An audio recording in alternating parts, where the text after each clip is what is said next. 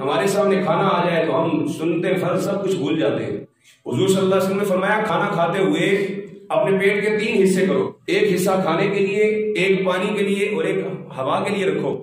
سانس کے آنے جانے کے لیے بھی ایک جگہ حصہ جو ہے وہ باقی رکھو۔ اب کوئی کھانا کھانے کے لیے جب شادی بیاہ کے معاملات میں ہم دیکھتے ہیں کہ اپنی پلیٹ کوئی بھر کے سامنے آتا ہے تو اسے کہا جائے یار سنت کے مطابق تھوڑا تھوڑا ڈالو، ضائع نہ کرو، تو وہ آگے سے کہتا ہے وہ چھوڑو جی مولوی صاحب، کھانا سے پیٹ بھر لیتے ہیں، پانی اپنی جگہ خود بنا لے گا۔ میں نے کہا سانس، کہتا ہے سارا کی بسا، آوے آوے نہ آوے تو نہ آوے۔ یہ ایک سوچ بن گئی ہے بھئی سنت پہ عمل نہیں کرنا ہم نے۔ شادی بیاہ کے معاملات کے اندر درم برم ہوتا ہے، کھانا گرتا ہے، یہ سارے معاملات تاخیر سے کھانا لگانے کی وجہ سے ہوتے ہیں۔ جب لوگ بہت زیادہ بھوکے ہو جاتے ہیں، اب جب لا کر کھانا سامنے رکھا جاتا ہے تو ایسی للچائی نظروں سے لوگ دیکھ رہے ہوتے ہیں کہ جیسے اس سے پہلے کبھی ملا ہی نہ ہو۔ اور پھر سنتیں، ظاہر سی بات ہے جب سنت پر عمل نہیں کیا جائے گا تو پھر بیماریاں، موٹاپا، بلڈ پریشر اور کس قسم کی بے شمار بیماریاں یہ صرف کھانے میں اعتدال نہ رکھنے کی وجہ سے بڑھتی ہیں۔ آقا کریم صلی اللہ علیہ وسلم کے زمانے اقدس کے اندر ایک بادشاہ نے اپنا ایک حکیم مدینہ طیبہ میں بھیجا کہ تم جاؤ اور حضور صلی اللہ علیہ وسلم کے جو غلام کسی بیماری کے اندر مبتلا ہو جاتے ہیں، کوئی بھی بیماری ہے ان کا تم علاج کیا کرو فی سبیل اللہ۔ تو وہ حکیم کافی دن تک مدینہ طیبہ میں رہا لیکن کوئی بھی اس کے پاس علاج کرانے کے لیے نہ آئے۔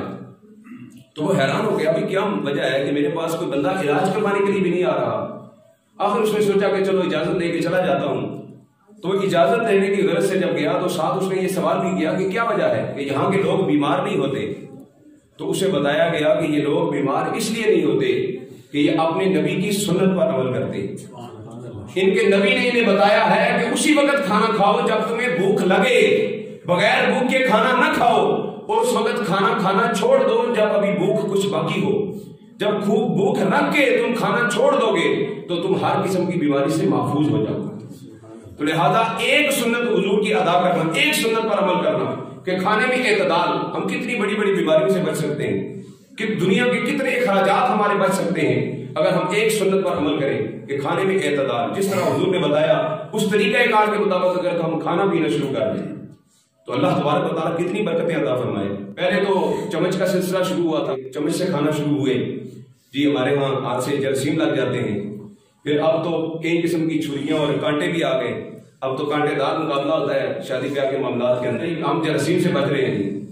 ہمارے ہاتھوں میں جراثیم ہے، اس برتن میں جراثیم نہیں ہے۔ افغانستان کا ایک بادشاہ تھا جس کے بارے میں نے پڑھا کہ وہ پاکستان کے اندر اعلیٰ سطح پر جو ملاقات کے لیے وہ آیا، دسترخوان لگا کھانے کے لیے جب بیٹھے تو سب چمچوں کے ساتھ کھا رہے تھے تو وہ ہاتھوں سے کھانا شروع ہو گیا۔ اسے ہاتھوں سے کھانا کھاتے ہوئے دیکھ کر ہمارے مسلمان، کچھ پاکستان کے وزراء، کچھ مشیر آپس میں کانوں کشی کرنا شروع ہو گئے، بھائی اتنا بڑا وزیر مشیر ہے، اتنا بڑا بادشاہ اور ہاتھوں سے کھانا کھا رہا ہے۔ تو اس نے ان سب کو مخاطب کر کے کہا کہ تم جن چمچوں سے کھانا کھا رہے ہو ممکن ہے یہ چمچ سینکڑوں لوگوں کے منہ سے ہو کر آئی ہو، لیکن میرا یہ ہاتھ صرف میرے ہی منہ میں جاتا ہے،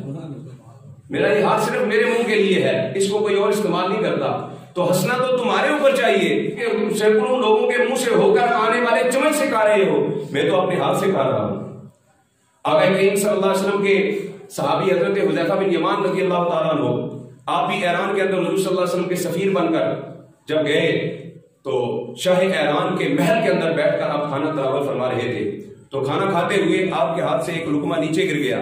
تو آپ نے اس کو اٹھایا اور صاف کر کے اپنے منہ میں ڈالا اور تناول فرما لیا۔ اب دسترخوان پہ بیٹھے کچھ لوگوں نے اسے برا محسوس کیا، بھئی یہ کیا کیا اس نے، نیچے سے اٹھا کر کھا لیا۔ تو آپ سمجھ گئے اور معاملہ سمجھ کر آپ فرمانے لگے تمہارے اتنے بڑے محل کے اندر بیٹھ کر تم کیا سمجھتے ہو کہ میں اپنے نبی کی سنت کو چھوڑ دوں؟ خدا کی قسم اس بڑے سے بڑے محل میں بھی بیٹھ کر میں اپنے نبی کی سنت کو چھوڑنا گوارا نہیں کرتا۔ تخت سکندری پر وہ تھوکتے نہیں، بستر لگا ہو جن کا سرکار کی گلی میں۔